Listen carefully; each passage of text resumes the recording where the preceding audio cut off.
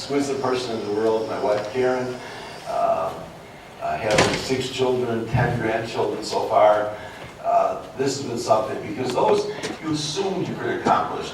But this is, here we go, here's my daughter, my granddaughter, Donnie, and she's going to pass out some, my wife Karen. We're in the Chicagoland area.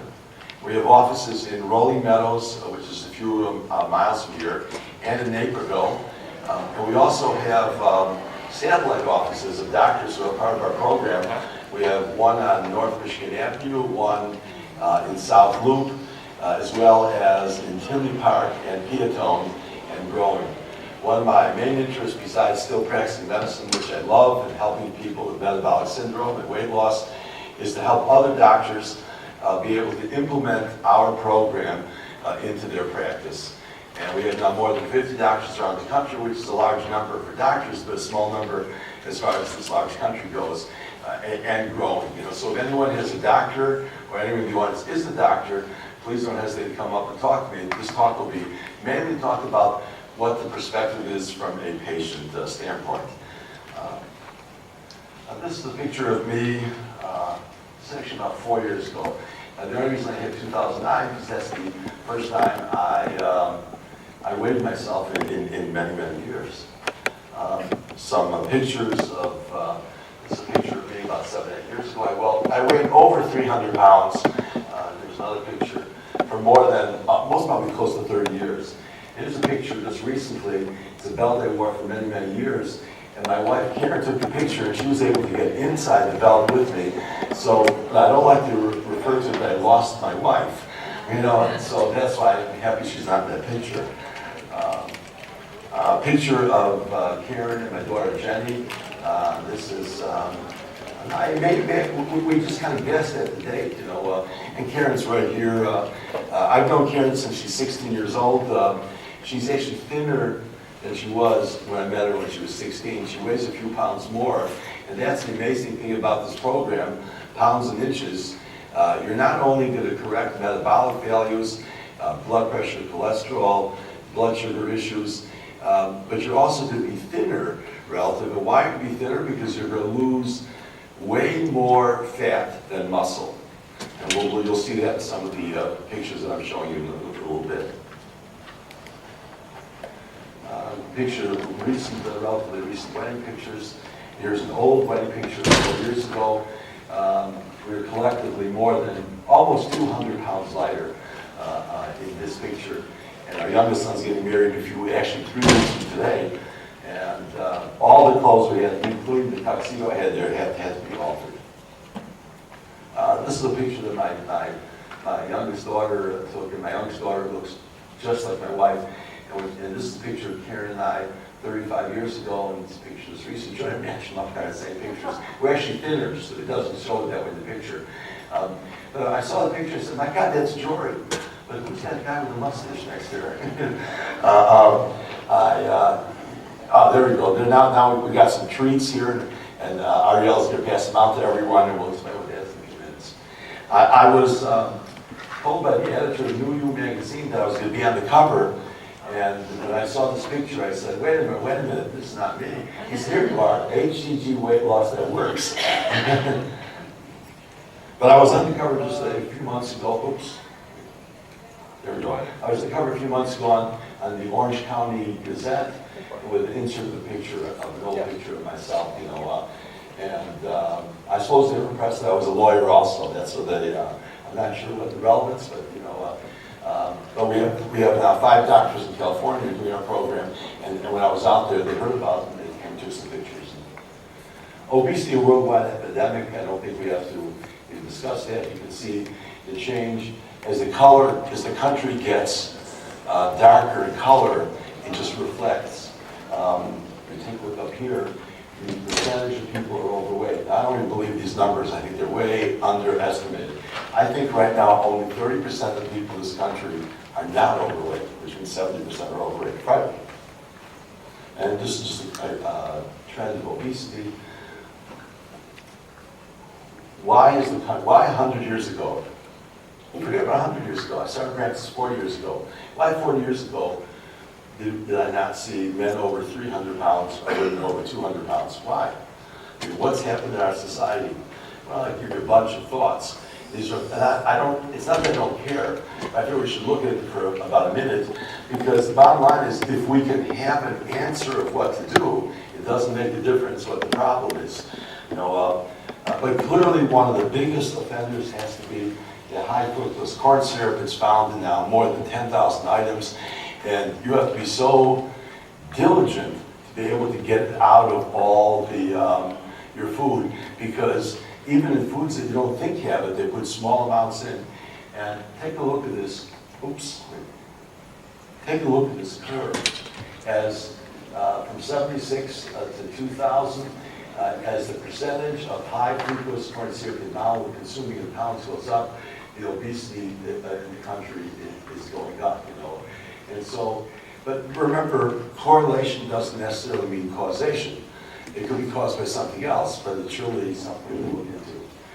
And here's a study that was done just recently in the journal, International Journal of Obesity. High dose of fructose raised the blood pressure and caused the features of metabolic syndrome, lowering uric acid, the increase in mean arterial blood pressure, excessive intakes of fructose may have a role in current epidemics of obesity and diabetes. I'm going to stretch out the word may and would have a role. I mean, no question about that. What foods should you avoid? And this is something everyone knows. The question is, how do we do it? French fries, all types of chips, soft drinks, diet energy, refined sugar products, and my wife says even better. 7 words to a healthier lifestyle. Eat food, not too much, mostly plants. That doesn't mean you should be a vegetarian. I'm not against that, but mostly plants. I mean, I only have known of one other person before I got involved with this that lost more than 100 pounds. He was a dear friend of mine in medical school, and he came back one summer. He was about 110 pounds overweight. He comes back at the end of the summer, and my God, I didn't recognize him. And he's also the only person I knew who was able to maintain it now for 40 years. And what did he do? Almost identical to what we're going to talk about a little bit this afternoon. He would have a large bowl of vegetables, mainly salad, and a little piece of chicken breast on top of it, and an apple for dessert. He must have read Dr. Simeon's work, which is almost identical to the HCG program. Only person I know who's lost 100 pounds and maintained it for so much time. It's so much into, if people at government decide what foods they eat, what medicines they take, their bodies will soon be in as sorry a state as are the souls of those who live under tyranny. Thomas Jefferson. And boy, let me tell you something. We're not at the right conference to talk about what's going on as far as our liberties being taken away. The government just spent millions and millions of dollars revising the food pyramid, something that was nonsense to start with. But all they did is replace it with the plate. Now, the plate had no different composition of food than the pyramid. They just put a different shape. Now, I thought we were having a problem with money in this country. We have money to spend on this, you know. See, the mantra in this country has been doctors, nutritionists, American Heart Association, American Diabetic Association, and that is diet and exercise are the answers to be a healthy weight.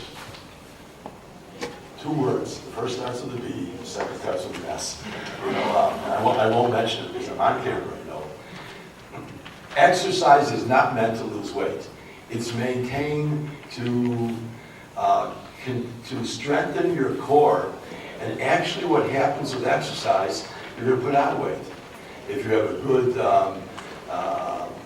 good personal trainer, you know, because you're going to replace the fat in your body with muscle, because you're not going to lose weight. You know, it's not meant to lose weight, and therefore on this program there's no exercise on the HCG component. You know, because if exercise worked to lose weight, we'd have a thin country. I want to mention a study that was just done recently. I didn't even have a chance to put it on my PowerPoint. It's an ongoing study with nurses for the last 40 years, and I think it's the NAMS, I can't remember, it's an acronym for something. And they looked at nurses who were at a perfect weight, that means a BMI of under 30, they used under 30 as that, and who exercised 3 times a week.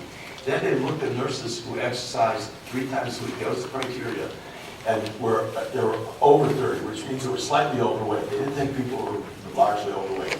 They followed them every 10 years, and they kept those people who continued in the program.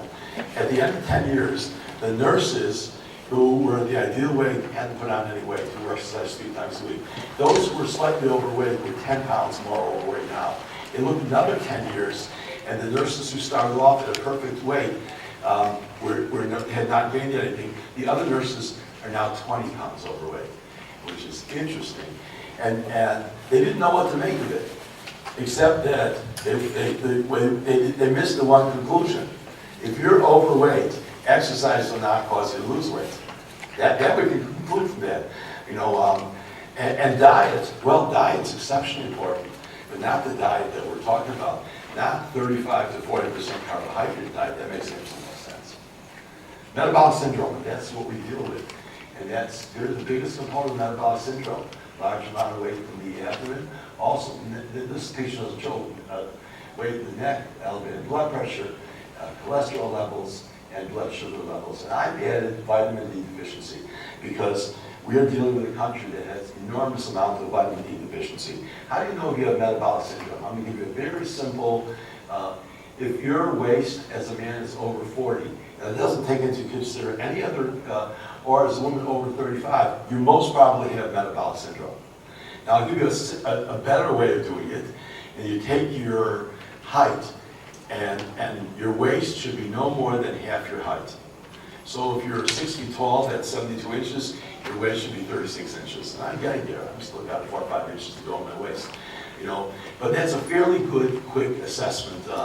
And by that assessment, about 85% of Americans have metabolic syndrome. The American Heart Association, another organization I don't have a lot of respect for, but sometimes they come up with something that's true, states that the dominant underlying risk factors for this syndrome appear to be abdominal obesity and insulin resistance. And insulin resistance means that your body isn't able to produce enough insulin to drive the sugar out of your blood cells. And one of the problems with this, those 2 problems, central obesity and insulin resistance, excuse me, made the mistake of talking for 2 hours before, you know, have increased risk for heart attack, stroke, and diabetes. Plain and simple. I mean, does that mean if you have a 32-inch waist and you're 6 feet tall and your blood sugar is perfect, you'll never have a heart attack, stroke, or diabetes? No. All we're talking about is statistically lowering your probability. It's kind of like I like to say, if you're losing by 1 basket, do you want Mayor Eisenstein to shoot the basketball or Michael Jordan? It's not even an issue, but it's a possibility, although very remote, that Michael Jordan will miss the shot and Mayor Eisenstein will make it. But the probability is extremely low. The program consists of 4 things that we've published. Pharmaceutical sublingual HCG. We don't use injections in our practice or any of the practices we work with. We don't use homeopathic. We don't use creams. I'm not saying any of those are not good. It's just, this is what I use to lose over 100 pounds. What my wife used to lose 70 pounds, my daughter to lose 70 pounds, my son 50 pounds. Well, we did it, and we figured if it works well, you know, there's no reason to change it. Nutraceuticals, and it's the same ones that I use, and let me see if I have a picture here. Here we go. Digestive enzyme probiotics, vitamin D, multivitamin, I mean, I have it right there, the probiotics. Everything we have has probiotics in it. Those are the 4 ingredients with scientific evidence